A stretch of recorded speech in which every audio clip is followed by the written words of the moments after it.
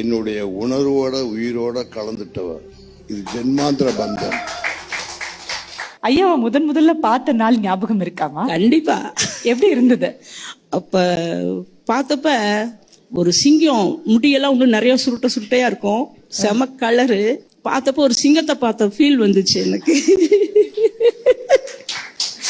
ஐயா சொல்லியிருக்காங்களா? ப்ரொபோசல் பண்ணிக்கிறதுங்கிறத விட நான் முதல்ல சொன்ன மாதிரி இது ஒரு ஜென்மார்ந்த பந்தம். அது அப்படியே இணைஞ்சிருச்சு. பணம் இல்ல, மனம் தான் பெருசு அப்படின்னு சொல்லி அம்மா உங்களை தேடி வந்திருக்காங்க அப்படின்னா அது எப்படி இருந்தது அந்த உறவு? இதுதான் உண்மையான அன்பு எனக்கு உணர வச்சிச்சு. அந்த ஒரு விஷயத்தினாலதான் என் மனைவி என் மனசுக்குள்ள அப்படி இடம் பிடிச்சிட்டா. கேட்டீங்களா ஐயா, என்கிட்ட பணமே இல்ல எப்படி வந்த அப்படின்லாம் கேட்டிருக்கீங்களா அம்மா கிட்ட? அவளுக்கு அதெல்லாம் ஒரு பொருட்டாவே இல்லை. என்னை பத்தி எல்லா விஷயங்களையும் சொல்லி காட்டினேன். என்னுடைய பிரச்சனைகள், கஷ்டங்கள், கடன்கள், இப்ப இருக்கிற சரிவான சூழ்நிலையில ஏற்பட்டிருக்கிற வேதனைகள் அத்தனையும் சொல்லி காட்டினேன். எல்லாத்தையும் கேட்டுக்கிட்டா. இதெல்லாம் எனக்கு தேவையில்லாத விஷயம் அப்படின்ட்டா ஒரே வார்த்தையா. அப்படியா? ஆமா, எனக்கு நீங்க வேணும், அவ்வளவுதான். என்ன விஷயம் அவ்வளவு ஈர்த்ததுமா ஐயா கிட்ட?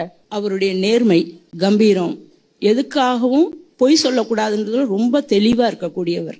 எந்த ஒரு விஷயமும், ஒரு நட்பும் சரி, உறவுகளும் சரி, குடும்பமும் சரி, ஒரு எல்லாத்துலயும் நேர்மை இருக்கணும்னு எதிர்பார்க்கிறவர். அது எனக்கு ரொம்ப பிடிச்சிருந்துச்சு. ஏன்னா நான் என் வாழ்க்கையில நிறைய கஷ்டங்கள், உறவினர்களால பல தொந்தரவுகள் எல்லாத்தையும் கடந்து வரும் பொழுது, குழந்தையிலே நல்ல ரிச்சான ஒரு ஃபேமிலி, நல்ல வசதியான பேர் சொல்லக்கூடிய ஃபேமிலி, எனக்கு அதை விட இவருடைய நேர்மையும் இவர் காட்டின அன்பும் அந்த நேர்மைக்கு அவர் கொடுத்த மரியாதையும் என் மனசுல நீங்காத இடம் பிடிச்சிருச்சு.